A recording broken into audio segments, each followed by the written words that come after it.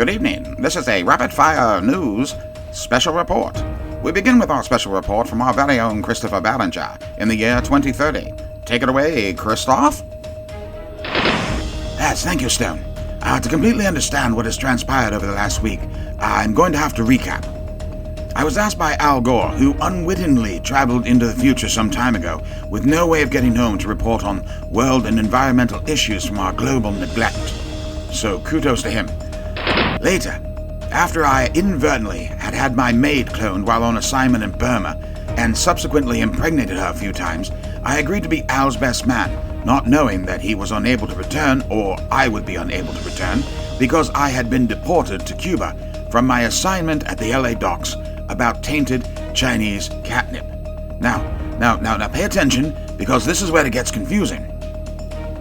Evidently, that small cloning mishap caused a ripple in this space-time to change this future into one where Burmese clone maids have taken over the world and are operating with a hive mind.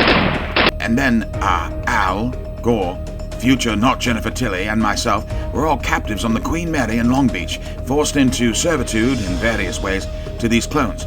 However, life has a funny way of fixing things, because we brought some kind of virus here from the past that in turn killed off all of the clone maids. And we are now making our way back to our makeshift rapid-fire news headquarters, located next to the FEMA Emergency Management Center in the parking lot of the abandoned Disneyland theme park, where we will be set up there.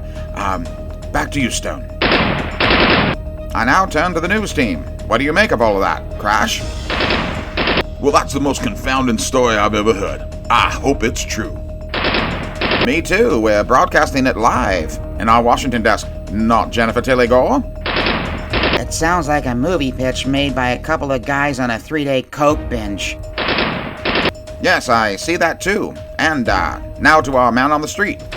Yeah, I buy it, sure. However, what I know about the future is that it's not written in stone.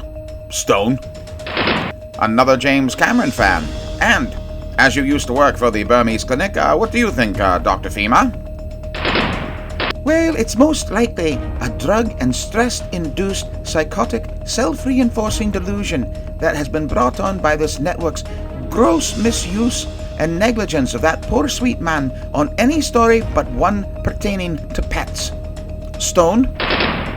Thanks for that. Now we go to the weather with the ever-insightful Windy Days. Thanks, Stone. You know, sometimes I like to think about the future. One where I come home and the house is not falling off its blocks and rolled down the hill into the retention pond again.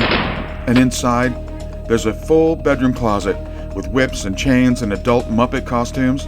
I dress up as Miss Piggy, and my own little Patrick Swayze lookalike is dressed up as Kermit, singing to me in the bathtub. Stone? I don't think you understood the question. That's it from us here at Rapid Fire News. Tune in tomorrow, if we avoid the FCC, for more Rapid Fire News. News at the speed of gunfire.